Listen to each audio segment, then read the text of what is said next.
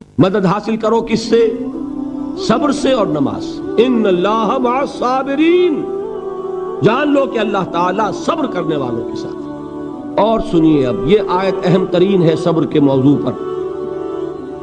وَلَنَبْلُوَنَّكُمْ بِشَيْءٍ مِّنَ الْخَوْفِ وَالْجُوعِ وَنَقْصٍ مِّنَ الْأَمْوَالِ وَالْأَنفُسِ وَالثَّمَرَاتِ وَبَشِّرِ الصَّابِرِينَ۔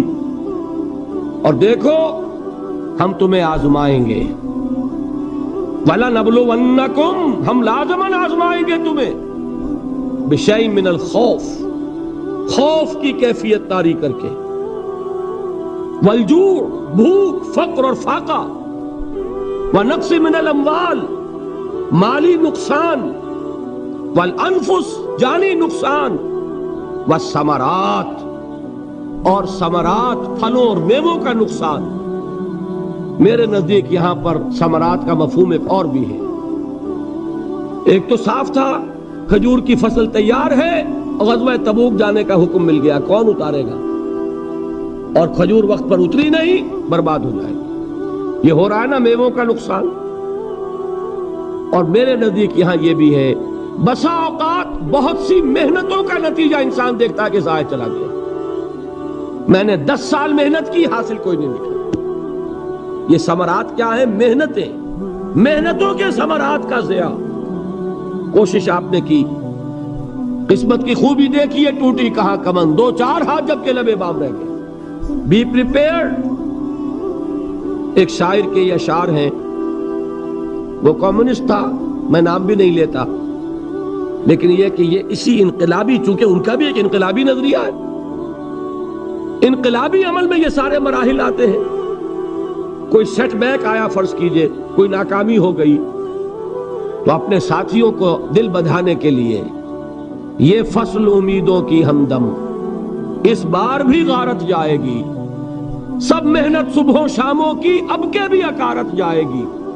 میرے نزدیک یہ ثمرات کا جو لفظ یہاں آیا ہے، وَنَقْصٍ مِّنَ الْأَمْوَالِ وَالْأَنفُسِ وَالثَّمَرَاتِ، سب محنت صبحوں شاموں کی اب کے بھی اکارت جائے گی۔ دھرتی کے کونوں کھدروں میں پھر اپنے لہو کی کھاد بھرو، پھر مٹی سینچو اشکوں سے، پھر اگلی رت کی فکر کرو، پھر اگلی رت کی فکر کرو، جب پھر ایک بار اجڑنا ہے، ایک فصل پکی تو بھر پایا، تب تک تو یہی کچھ کرنا ہے۔ ایک مقصد ہے سامنے، انقلاب برپا کرنا ہے۔ ایک کوشش ناکام ہو جائے کوئی پرواہ نہیں، نیکسٹ، پھر تیار رہو ناکامی کے لیے۔ ایسا نہ ہو جو انگریزی میں کہتے ہیں hope for the best but be prepared for the worst. ایسا نہ ہو کہ دوسری مرتبہ ناکام ہو کے بددل ہو جاؤ، تمہاری ہمتیں جواب دے جائیں، نہیں، پہلے سے تیار رہو کہ دوسری مرتبہ بھی ناکامی آئے تو آئے، لیکن جب تک کہ کامیابی حاصل نہیں ہوتی ہمیں یہ کام کیے چلیں۔ صبر کا مادہ نہیں ہوگا تو آپ کام نہیں کر سکیں گے۔ اور اسی کا ایک دوسرا رخ ہے، جب آپ دعوت حق کے لیے کھڑے ہوں گے، پہلا قدم کیا آتا ہے؟ استہزاء، تمسخر، مذاق اڑانا، جس کی میں مثال اب دینا چاہتا ہوں محمد الرسول اللہ صلی اللہ علیہ وسلم کی شخصیت سے۔ دیکھیے ہم کیا اور ہماری بساط کیا، ہم کیا مبلغ ہوں گے، کیا داعی ہوں گے، ہمارے اپنے دامن پر داغ ہوتے ہیں، لیکن یہ کہ محمد الرسول اللہ کے دامن پر کوئی داغ تھا؟ ان کو تو سارے مکے والے الصادق الامین کہتے تھے، نہایت محبوب شخصیت تھے، ان کے لیے تو جا صادق، جا الامین، یہ الفاظ سننے میں آتے تھے، آنکھوں کا تارا۔ لیکن جب آپ نے دعوت اب شروع کی، اب قرآن مجید میں دیکھیے، کسی نے کہا مجنون ہو گئے، دماغ خراب ہو گیا، پاگل ہو گئے، اجی شاعر ہیں، کچھ شعر توڑ لیتے ہیں، ہم پر دھوس جماتے ہیں۔ کسی نے کہا ساحر ہے، کچھ جادو سیکھ لیا ہے، یہاں تک کہ ایسے بدبخت بھی پیدا ہوئے، قرآن میں ہے ساحر کذاب، سحر کرنے والا جادوگر نہایت جھوٹا۔ یہ الفاظ کہے جا رہے ہیں کس کی شان میں؟ محمد الرسول اللہ صلی اللہ علیہ وسلم۔ قرآن میں نقل کیا گیا، یا ایھا الذی نزل علیہ الذکر انک لمجنون۔ کبھی آپ نے اس کا ترجمہ سوچا؟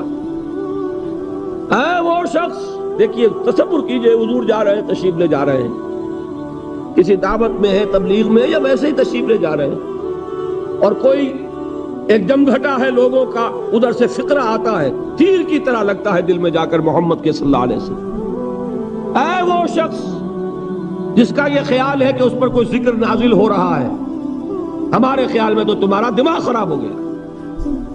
یا ایھا الذی نزل علیہ الذکر انک لمجنون، کہا کہ نہیں کہا؟ اور یہ نہ سمجھیے کہ حضور صلی اللہ علیہ وسلم کے قلب مبارک کو تکلیف نہیں ہوتی تھی۔ میں قرآن سے ثابت کروں گا، میں کہیں کوئی کہانیاں بیان نہیں کرنا چاہتا۔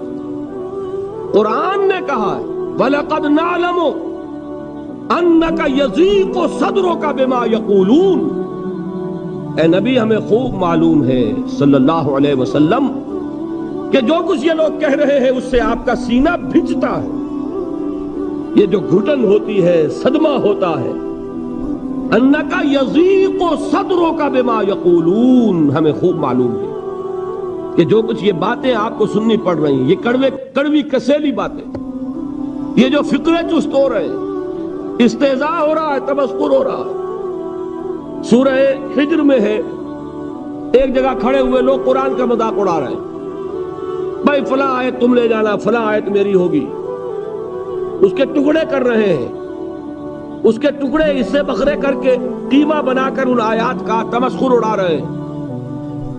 ایک جگہ قرآن مجید میں مذکور ہے کہ فرشتوں کا مذاق اڑ رہا ہے، بھائی یہ دیکھو محمد نے کہا ہے صلی اللہ علیہ وسلم کہ جہنم پر تو کل 19 فرشتے ہیں، علیہا 19 قرآن میں آیت نازل ہوئی۔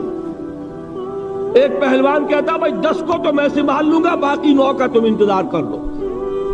یہ باتیں آ رہی ہیں حضور کے کانوں، کلام الہی کے ساتھ کیا سلوک ہو رہا ہے، مجھ پر کیا فقرے چست کیے جا رہے ہیں، مجھ پر جس طریقے سے استہزاء اور تمسخر کا رویہ اختیار کیا گیا ہے، دل بھج رہا ہے، دل میں صدمہ ہے۔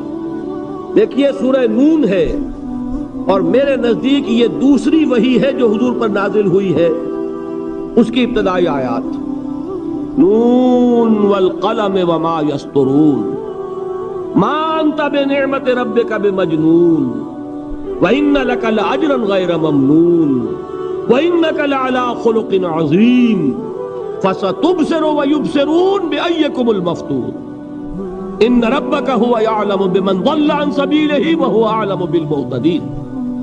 نون، قسم ہے قلم کی اور جو کچھ یہ لکھتے ہیں۔ اے نبی آپ اپنے رب کی نعمت سے مجنون نہیں ہیں۔ یہ کیوں کہا جا رہا ہے؟ حضور کو جو صدمہ پہنچا ہے وہی نازل ہوئی ہے دل جوئی کے لیے، تسلی کے لیے۔ آپ کیوں برا منا رہے ہیں؟ اے نبی آپ کیوں صدمہ اور رنج اور اندوہ محسوس کر رہے ہیں؟ ان بدبختوں کے کہنے سے کوئی آپ مجنون ہو جائیں گے؟ مانتا بے نعمت ربک بمجنون وَإِنَّ لَكَ لَأَجْرًا غَيْرَ مَمْنُونَ، آپ کو جو یہ صبر کرنا پڑ رہا ہے، آپ کو جو یہ جھیلنا پڑ رہا ہے، اس کی وجہ سے آپ کو وہ اجر ملے گا جس کا سلسلہ کبھی منقطع نہیں ہوگا۔ وَإِنَّكَ لَعَلَىٰ خُلُقٍ عَظِيمٍ، اور اے نبی آپ تو خلق عظیم کے حامل ہیں۔ آپ کا اخلاق، آپ کا کردار، آپ کی سیرت، آپ کی شخصیت میں طہارت، نفاست، پاکیزگی، آج تک دنیا نے کوئی پاگل، کوئی مجنون ایسا بھی دیکھا؟ یہ ساری باتیں اللہ تعالیٰ حضور کی دلجوئی کے لیے فرما رہے ہیں۔ اس سے آپ اندازہ کیجئے کہ کتنا صدمہ ہوتا ہوگا۔ یہی ہے، اس ساری چیز کو جمع کیجئے تو یہ چیز کیا ہے؟ وَاصْبِرْ عَلَىٰ مَا يَقُولُونَ وَاهْجُرْهُمْ هَجْرًا جَمِيلًا، صبر کرو اے نبی، صبر کرو اے محمد صلی اللہ علیہ وسلم، جھیلو اور برداشت کرو اس پر جو یہ کہہ رہے ہیں۔ اچھی طرح نوٹ کیجئے یہ بات، ذرا سیرت ہی کا سمجھ لیجئے، آج ایک بیان ہو جائے گا۔ یوں سمجھیے جب حضور نے یہ کہا کہ مجھ پر وحی نازل ہوئی، فرشتے سے ملاقات ہوئی، تو اب وہ چہمے گوئیاں شروع ہو گئی، معلوم ہوتا دماغ خراب ہو گیا۔ دیکھیے ہم نہیں کہتے تھے یہ جا کے غار حرا میں بیٹھتے ہیں، کئی کے دن رہتے ہیں، بھوکے رہتے ہیں، وہ خشکی چڑھ گئی نا آخر۔ یہ جس طرح کی باتیں دنیا میں آج ہوتی ہیں اسی طریقہ کی باتیں ہوتی تھیں۔ عتبہ ابن ربیعہ ایک مرتبہ آتا ہے، کیونکہ قریش کے بڑے لوگوں میں سے تھا، تو قریب آ کر بڑی اپنائیت کے ساتھ، بڑی شفقت کے ساتھ، بڑے بزرگانہ انداز میں کہتا ہے بھتیجے، حضور سے، بھتیجے اگر واقعی کسی بدروح کا سایہ ہو گیا ہے تم پر، وہ آسیب آ گیا ہے تو مجھے بتا دو، میرے بہت سے عاملوں سے تعلقات ہیں، میں کسی کو بلا کر یہ تمہاری بدروح دور کر دوں گا۔ اب آپ سوچئے کیا بیتی ہوگی حضور کے دل پر۔ یہ وہ کیفیات ہیں، اور یہ نوٹ کر لیجئے 4 برس تک یہی شکل رہی ہے۔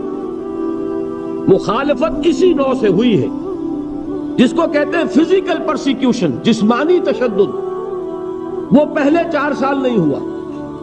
اس کی وجہ کیا ہے کہ در حقیقت جب بھی کبھی کوئی ایسی دعوت اٹھتی ہے، اب مجھے اجازت دیجئے میں ایک لفظ انقلاب یہاں استعمال کر لوں، انقلابی دعوت۔ کل میں نے کہا تھا نا، ایک ہوتی ہے خالص مذہبی تبلیغ، ایک ہوتی ہے انقلابی تبلیغ۔ مذہبی تبلیغ کی سب سے بڑی مثال عیسائیت کی تبلیغ، اور انقلابی تبلیغ کی سب سے بڑی مثال اشتراکی تبلیغ۔ میں باہر سے مثالیں دے رہا ہوں، اندر سے نہیں دینا چاہتا۔ آگے یہ کہ یہ قدر گفتیں، باقی فکر کن۔ آگے انسان اپنی عقل سے کام لے، سوچے، غور و فکر کرے۔ تو یہ انقلابی تبلیغ تھی محمد الرسول اللہ صلی اللہ علیہ وسلم۔ اور انقلابی تبلیغ کے اندر یہ بات جان لیجئے کہ پہلا رد عمل جو ہوتا ہے معاشرے کا، وہ یہ ہوتا ہے کہ کوئی ایسی بات گھبرانے کی نہیں ہے، ایک آدمی کا دماغ خراب ہو گیا ہے اور کچھ سر پھرے قسم کے چند نوجوان اس کے ساتھ ہیں، ایسی کیا بات ہے گھبرانے کی؟ مشت خاک ہے، بس ان کو چٹکیوں میں اڑاؤ۔ جو چٹکیوں میں اڑانا کہلاتا ہے نا، اسی کو قرآن مجید میں ایک اور جگہ کہا گیا ہے، یریدون لیطفئوا نور اللہ بافواہہم، یہ چاہتے ہیں کہ اللہ کے نور کو اپنے منہ سے بجھا دیں، پھونکے مار کے ہی بس۔ تو پہلا رد عمل جو ہوتا ہے ایک نظام کا، ایک کسی انقلابی دعوت کے خلاف، وہ رد عمل ہوتا ہے استہزاء، تمسخر، مذاق کرو، ان کو جس کو آپ انگریزی میں کہتے ہیں ڈی مورلائز کر دو، ان کی ہمتیں جو ہے وہ ٹوٹ جائیں، ان کو اس طریقے سے، اسی کا نام ہے آج کل کی اصطلاح میں کیریکٹر اسیسینیشن، ان کی شخصیتیں جو ہیں ان کو داغدار کر دو، ان کا اعتبار ختم کر دو، ان کا استہزاء کرو، تمسخر کرو۔ اور یہ میں آپ سے عرض کر رہا ہوں اس وقت ایک گونا فخر کے ساتھ اور اللہ تعالیٰ کا شکر ادا کرتے ہوئے کہ میں نے جو کام بھی کیا ہے اس وقت پاکستان میں، آپ نے اخبارات میں دیکھا ہوگا، بڑا دقیانوسی مولوی ہے، بیگمات کا رد عمل جو ہوا وہ آپ کے علم میں ہوگا، بڑے جو یہ جدید ہمارے روشن خیال قسم کے جو صحافی ہیں، اگر کہیں آپ نے پڑھا ہو جس طرح استہزاء ہوا ہے، جس طرح مذاق اڑایا گیا ہے، جو الفاظ استعمال کیے گئے ہیں، وہ میرے نزدیک بہت بڑی سند ہے جو اللہ کے ہاں جا کر پیش کروں گا کہ اللہ تیرے دین کے لیے۔ میں نے اپنے گھر سے کوئی بات نہیں کہی، میں نے جو بات کہی وہ جو شریعت محمدی کی بات ہے وہ کہی۔ اگر اپنی طرف سے کہیں ہو کوئی اضافہ کیا ہو تو اللہ تعالیٰ کی پھٹکار ہو مجھ پر اور لعنت ہو مجھ پر، لیکن اگر میں نے وہی کچھ کہا جو شریعت محمدی کا تقاضا ہے اور قرآن اور سنت کی بات ہے، تو پھر اگر مجھے کسی نے پاگل کہا اور کسی نے دقیانوسی کہا اور کسی نے اور فقرہ چست کیا، تو میں اس کے لیے، میں تو سمجھتا ہوں میرے لیے وہ سند ہے جو اللہ تعالیٰ کے ہاں میں جا کر پیش کروں۔ اور یہ جان لیجئے کہ وہی بات ہوتی ہے ہمیشہ، ہسٹری ریپیٹس اٹسیلف۔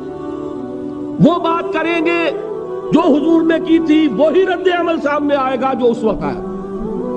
اس لیے کہ یہ تو جو انسانی مزاج ہے وہ نہیں بدلا، معاشرے کا انداز نہیں بدلا، وہ جو کام ہوگا اس کا رد عمل ابتدائی وہی ہوگا۔ اور اس میں در حقیقت امتحان ہوتا ہے صبر کا۔ کیا دل شکستہ ہو کر بیٹھ رہے گا انسان؟ ہمت جواب دے جائے گی، کمر ٹوٹ جائے گی، قوت ارادی اور عزیمت جو ہے مزمحل ہو جائے گی، پھونکوں سے چراغ بجھ جائے گا۔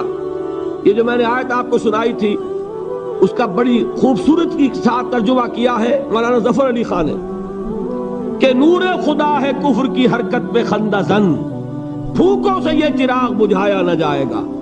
یریدون لیطفئوا نور اللہ بافواہہم واللہ متم نورہ ولو کرہ الکافرون، یہ چاہتے ہیں کہ اپنے منہ کی پھونکوں سے اللہ کے نور کو بجھا دیں، حالانکہ اللہ تعالیٰ تو اپنے نور کا اتمام فرما کر رہے گا، خواہ ان کافروں کو کتنا ہی ناگوار ہو۔ اس کی ترجمانی ہے نور خدا ہے کفر کی حرکت پہ خنددن، پھونکوں سے یہ چراغ بجھایا نہ جائے گا۔ بہرحال اس مرحلے پر میں نے آپ کو 2 صبر بتائے۔ صبر کس چیز سے؟ اپنا کیریئر دنیاوی جو بھی آپ حاصل کر سکتے تھے۔ ذہین آدمی ذہانت لگائے گا تو دین کی دعوت دے گا ایٹ دی انٹلیکچوئل لیول، اور یہ بات جان لیجئے کہ یہ چیز دنیا میں کسی کمائی کا ذریعہ نہیں بن سکتی، اسے قربانی دینی پڑے گی کیریئر کی، اپنے مفادات کی، تب کام کر سکے گا۔ عام آدمی وقت لگائے گا، صلاحیتیں صرف کرے گا، اپنی وہی اس وقت سے اور توانائی سے پیسہ بنا سکتا تھا۔ آج کل تو آپ کو معلوم ہے کہ بڑی سادی ہو گئی ہے یہ حساب کتاب کی بات، بہت سادہ۔ ایک انسکلڈ لیبرر کا 1 گھنٹہ برابر ہے اتنے روپے کے، ایک سکلڈ لیبرر کا 1 گھنٹہ برابر ہے اتنے روپے کے۔ آپ تو ہر چیز کاؤنٹ کر سکتے ہیں، میئر کر سکتے ہیں۔ جو شخص 1 گھنٹہ لگا رہا ہے اس نے کچھ پیسہ خرچ کیا ہے، اسی وقت کو لگا کر وہ پیسہ بنا تھا، اسی ذہانت اور صلاحیت سے وہ کمائی کرتا۔ ادھر لگایا تو وہ جو کمی ہو رہی ہے اس کو برداشت کرنا، اس کو جھیلنا اور خوش دلی سے برداشت کرنا، یہ سمجھنا کہ در حقیقت یہ سب کچھ کیا ہے کہ اللہ تعالیٰ کے ہاں اس کا اجر و ثواب ملے گا۔ یہ صبر کا ایک رخ، اور استہزاء ہو، تمسخر ہو، مذاق اڑے، فقرے چست ہو، دقیانوسی کہا جائے، ریئیکشنری کہا جائے، یہ بڑے ریئیکشنری ہیں، یہ بڑے پچھلے زمانے کے لوگ ہیں، اگلے وقتوں کے ہیں یہ لوگ، انہیں کچھ نہ کہو۔ جو کہا جائے سنو، وَاصْبِرْ عَلَى مَا يَقُولُونَ وَاهْجُرْهُمْ هَجْرًا جَمِيلًا، اور صبر کیجئے محمد صلی اللہ علیہ وسلم۔ دیکھیے کوئی پہلو ایسا نہیں ہے جس میں ہمیں ہدایت قرآن مجید سے اور سیرت محمد صلی اللہ علیہ وسلم سے مل نہ جائے۔ اگر اللہ تعالیٰ مقام دعوت پر فائز ہونے کی توفیق عطا فرما دے تو جو مرحلے پیش آئیں گے وہ آپ کو نظر آ جائیں گے سیرت محمدی میں صلی اللہ علیہ وسلم، اور اس وقت حضور سے جو کہا گیا اس سے آپ کے دل پر بھی، اس کے زخمی جو آپ کا دل ہے، آپ کے احساسات ہیں، اس پر مرہم رکھا جائے گا۔ وَلَقَدْ نَعْلَمُ أَنَّكَ يَضِيقُ صَدْرُكَ بِمَا يَقُولُونَ، ہمیں خوب معلوم ہے کہ جو کچھ آج تمہیں سننا پڑ رہا ہے اس سے تمہارا سینہ بھجتا ہے، تمہیں رنج اور صدمہ ہوتا ہے، لیکن وَاصْبِرْ عَلَى مَا يَقُولُونَ، جو کچھ یہ کہہ رہے ہیں اس پر صبر کیجئے، اس کو جھیلیے اور برداشت کیجئے۔ اچھا، اس مرحلے پر صبر کی ایک تیسری شکل ہے، اس کو بھی سمجھ لیجئے۔ وہ صبر ہے جو میں نے سورہ حامیم السجدہ کے حوالے سے آپ کے سامنے رکھا ہے۔ مقام دعوت پر جو شخص فائز ہو گیا ہو اس کے لیے یہ صبر لازم ہے کہ لوگ گالیاں دیں وہ دعائیں دیں، لوگ پتھراؤ کریں وہ پھول پیش کرے، اگر نہیں کرے گا دعوت نہیں آگے بڑھے گی۔ اچھی طرح سمجھ لیں، یہ جو قانون ہے السن بالسن والعین بالعین، آنکھ کا بدلہ آنکھ اور دانت کے بدلے دانت اور کان کے بدلے کان، یہ قانون ہے شریعت کا۔ یہ قانون مقام دعوت پر نہیں چلتا، مقام دعوت کا قانون اور ہے، جھیلو، برداشت کرو، مارے کھاؤ، ہاتھ نہ اٹھاؤ۔ اس کا نام ہے پیسیو ریزسٹنس۔ وہ میں نے کل کہا تھا نا کہ 3 مجھے اصطلاحات آپ کو بتانی ہے اور اس کا مفہوم۔ تیسرے لیول پر جب آپ آ جائیں گے اقامت دین کی جد و جہد میں، اس کے لیے پہلا صبر کیا ہے؟ صبر محض۔ اب میرے پاس کوئی اور لفظ نہیں ہے ترجمہ کرنے کے لیے۔ صبر محض سے کوئی بات شاید بہت سے حضرات کی سمجھ میں نہیں آئے گی۔ صرف صبر کیا معنی؟ پیسیو ریزسٹنس، لوگ گالیاں دیں تم دعائیں دو، لوگ تمہیں مار رہے ہو تم ہاتھ مت اٹھاؤ۔ یہ جو پیسیو ریزسٹنس ہے مقام دعوت کے لیے یہ لازم۔ اصل میں حضرت مسیح علیہ السلام کے جو جملے عام طور پر ہمارے ہاں مشہور ہیں، بائبل میں ہیں، ان پر ہمارے کچھ علماء فقرے چست کر دیتے ہیں کہ یہ بڑی غیر فطری تعلیم ہے، یعنی حضرت مسیح کے یہ جملے نہیں ہو سکتے، اس لیے کہ شریعت کا قانون تو یہ ہے کہ تمہارے کوئی تھپڑ مارے تو تم تھپڑ مارو۔ قصاص، وَلَكُمْ فِي الْقِصَاصِ حَيَاتٌ يَا أُولِي الْأَلْبَابِ ہے کہ نہیں؟ اے ہوش مندو، قصاص میں زندگی ہے، بدلہ نہیں لوگے تو شریروں کی حوصلہ افزائی ہوگی۔ اس نے آج تمہارے تھپڑ مارا ہے، تم نے بدلہ نہیں لیا، کل وہ کسی اور کے لگائے گا۔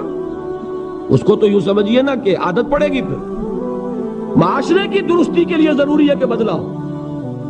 ایک تھپڑ اس نے لگایا ہے تو تھپڑ اس کے لگے تو اس کے بھی 14 طبق روشن ہو، تاکہ کسی اور کو تھپڑ مارنے کی ضرورت اس میں نہ ہو۔ یہ صحیح ہے کہ معاشرے کی درستی اسی میں، لیکن جو دعوت کا معاملہ ہے بالکل جدا ہے، اس کے قانون اور ہے۔ حضرت مسیح کے الفاظ کیا تھے یا نہیں؟ بہرحال انجیل میں یہ ہے، اور میں جو بات عرض کر رہا ہوں وہ یہ ہے کہ وہ بالکل صحیح ہے۔ مقام دعوت کے دوران یہی طرز عمل صحیح ہے، اور یہی طرز عمل محمد الرسول اللہ نے صلی اللہ علیہ وسلم اپنے ساتھیوں کو تلقین فرمایا۔ وہ کیا ہے؟ وہ الفاظ جو ہے انجیل کے وہ یہ ہے کہ اگر کوئی تمہارے داہنے گال پر تھپڑ مارے، بایاں بھی پیش کر دو۔ اگر کوئی تمہارا چغا لینا چاہے نالش کر کے، تو تم اس کو کرتا بھی اتار کے دے دو۔ اگر کوئی تمہیں بیگار میں 1 کوس لے کے جانا چاہے، تم 2 کوس اس کے ساتھ جاؤ۔ اس پر کہا گیا کہ یہ بڑی غیر فطری تعلیم ہے۔ یقیناً قانون کے اعتبار سے غیر فطری ہے، دعوت کے اعتبار سے یہ لازمی ہے۔ یہی دعوت کا یہی قانون ہے جو 12 برس تک مکے میں محمد الرسول اللہ نے نافذ کیا۔ صحابہ کو کیا حکم تھا؟ تمہیں کتنا ہی مارا جائے، تم جواب میں کوئی کارروائی نہیں کر سکتے۔ نو ریزسٹنس، نو ریٹیلیشن۔ ریزسٹنس تو ہے، پیسو ریزسٹنس۔ ریزسٹنس کیا ہے؟ کہ پیچھے مت ہٹنا۔ وہ سارا دباؤ کیوں دے رہے تھے؟ کہ تم اپنا تعلق منقطع کرو محمد سے صلی اللہ علیہ وسلم، تم توحید کو چھوڑو، اپنے آبائی دین میں آؤ۔ اسی کے لیے پریشرائز کر رہے تھے نا۔ حضرت بلال کو مار رہا ہے امیہ ابن خلف، حضرت خباب بن الارت رضی اللہ تعالیٰ عنہ کو دہکتے ہوئے انگارے زمین میں بچھا کر اور اس کے اوپر ننگی پیٹھ لٹا دیا گیا۔ آپ ذرا تصور کیجئے، ایک شخص دیکھ رہا ہے کہ دہکتے ہوئے انگارے بچھائے جا رہے ہیں، یہ میرے لیے تیار کیے جا رہے ہیں، اور پھر حکم دیا جاتا ہے کرتا اتار دو، کرتا اتار دیتا ہے، لیٹ جاؤ، لیٹ جاتا ہے۔ کیوں؟ بڑی غیر فطری بات ہے یہ تو۔ اسے ہاتھ پاؤں مارنے چاہیے۔ ایک آدمی ڈیسپریٹ ہو جائے تو آپ کو معلوم ہے اس کے اندر طاقت بہت آ جاتی ہے۔ اسے نظر آ رہا ہو کہ مجھے تو بھون دیں گے، کباب بنا دیں گے، تو اگر اسے اجازت ہو 2-4 کو مار کر مرے گا۔ اجازت نہیں، محمد نے ہاتھ باندھ دیے صلی اللہ علیہ وسلم، تمہیں اجازت نہیں ہاتھ اٹھانے کی۔ یہ بعد میں سورہ نساء میں یہ الفاظ نازل ہوئے کہ اے مسلمانوں، ایک زمانہ یہ تھا کہ تمہیں حکم تھا کفو ایدیکم، اپنے ہاتھ بندھے رکھو، you are not allowed to retaliate, ڈٹے رہو، جمے رہو، کھڑے رہو، صبر کرو، جھیلو، برداشت کرو، پیچھے نہ ہٹنا، نہ محمد کے دامن کو چھوڑنا صلی اللہ علیہ وسلم، نہ توحید کا دامن چھوڑنا، لیکن ہاتھ اٹھانے کی اجازت نہیں۔ بتائیے کہاں گیا قانون؟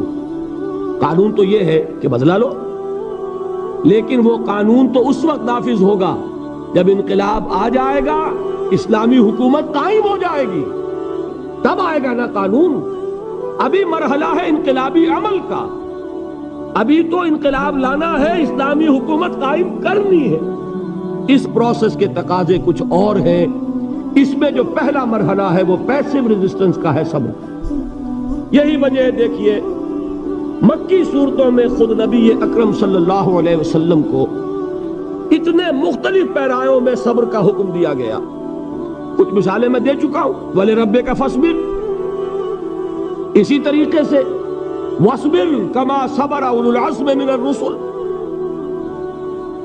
اے نبی صبر کیجئے جیسے کہ صبر کیا ہمارے اولو العزم رسولوں نے۔ وَاصْبِرْ وَمَا صَبْرُكَ إِلَّا بِاللَّهِ، اے نبی صبر کیجئے، اور آپ کا صبر تو اللہ ہی کے سہارے ہے۔ وَاصْبِرْ لِحُكْمِ رَبِّكَ، یہ سورہ نون جس کی ابتدائی آیات میں نے آپ کو سنائی، نون والقلم وما یسطرون ما انت بنعمت ربک بمجنون، اس کا اختتام کیا ہوتا ہے؟ وَاصْبِرْ لِحُکْمِ رَبِّكَ وَلَا تَكُنْ كَصَاحِبِ الْحُوتِ اِذْ نَادَىٰ وَهُوَ مَكْظُومٌ۔ اے نبی صبر کیجئے اپنے رب کے فیصلے کا، انتظار کیجئے اور اس مچھلی والے کے مانند نہ ہو جائیے۔ مچھلی والا کون؟ حضرت یونس علیہ السلام۔ مچھلی والے نے اپنے دینی حمیت اور غیرت جو تھی اس کی وجہ سے اللہ کے حکم کا انتظار نہیں کیا، اپنی قوم کو چھوڑ کر چل دی۔ نبی کا، رسول کا یہ معاملہ ہوتا ہے، جیسے کہ آپ کو معلوم ہے کوئی افسر ہے کسی حکومت کا،